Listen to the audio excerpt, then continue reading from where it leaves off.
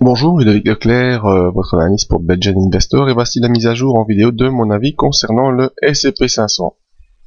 Alors, notre ami le S&P 500, comme je l'ai signalé dans le briefing tout au cours de la semaine, est bel et bien revenu en impulsion haussière. En effet, la semaine dernière, nous étions restés sur cette petite bougie sous la M50. Je vous avais tracé ce canal haussier court terme où j'avais dit qu'il pouvait jouer un rôle et qu'il faudrait veiller à son franchissement par le haut ou par le bas.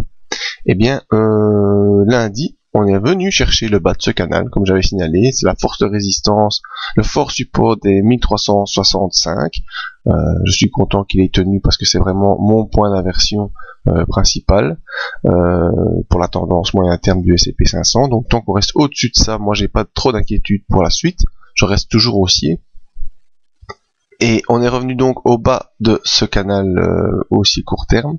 Ensuite, mardi, petit rebond d'hésitation qui restait coincé par cette oblique baissière, qui est la fine ligne noire, oblique baissière, qui a été franchie mercredi. Je peux gentiment l'effacer, elle m'ennuyait très fort. Donc mercredi, on revient en impulsion au-dessus de la M20, au-dessus de la M50 grâce à ce rebond. Et là, dans le briefing, j'avais signalé, je crois que le titre c'était le S&P qui tire tout le monde ou quelque chose comme ça. Enfin, c'était le bon signal mercredi avec un retour haussier du S&P 500. En Europe, ça n'a pas été aussi franc, mais ça évolue pas mal non plus.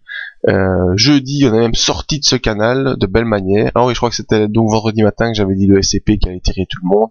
Et malgré la dégradation espagnole en Europe de vendredi matin, eh bien le S&P a encore fait une séance de hausse sur cette journée de vendredi.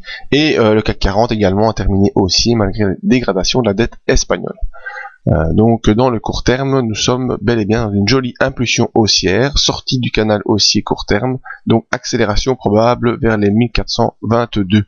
On est au-dessus des moyennes mobiles, au-dessus d'une zone de support intermédiaire des 1391, et donc il n'y a pas beaucoup de résistance avant les 1422, nouveau point de résistance mensuelle à suivre.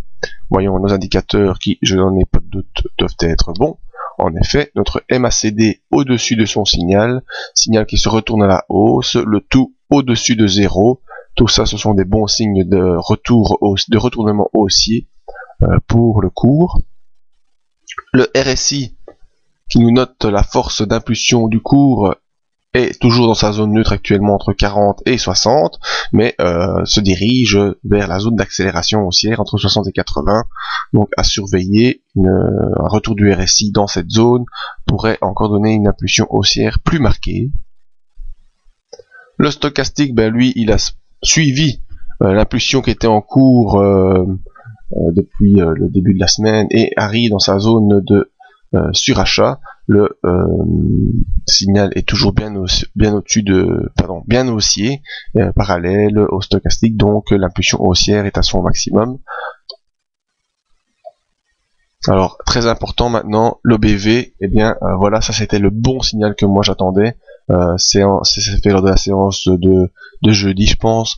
C'était le franchissement de cette premièrement début de semaine, franchissement de cette oblique de résistance. Les volumes qui étaient en accélération baissière, volumes vendeurs très très forts, qui ont été cassés ici vers le 23-24 avril. Donc c'était vraiment le premier signe précurseur. Deuxième signe, la tendance vendeuse de fond qui était signalée par cette ligne oblique a également été cassée courant de semaine et on revient au-dessus de la moyenne. Donc vraiment, les opérateurs sont en train de changer de psychologie par rapport au S&P 500 et veulent en remettre en portefeuille. Donc tous les indicateurs sont positifs, le graphique est également positif en accélération haussière, et donc pour la semaine prochaine, eh bien, moi j'envisage très fortement, c'est comme ça que je vais le jouer en tout cas, le retour sur les 1420, 1422, avant probablement un retracement ici vers le haut du canal, mais en tout cas début de semaine, faudra pas s'étonner à avoir des accélérations haussières vers 1422.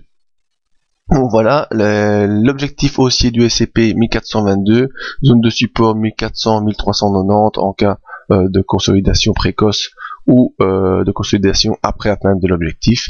Mais pour les suites de cette analyse, je vous donne rendez-vous dans le briefing tous les matins sur le site. Vous pouvez vous abonner via la mailing list, c'est gratuit. Et si vous êtes belge à région, je vous invite à nous rejoindre à la conférence de Namur le 2 juin au sujet du money management et de la gestion des stocks. Merci à tous et à bientôt.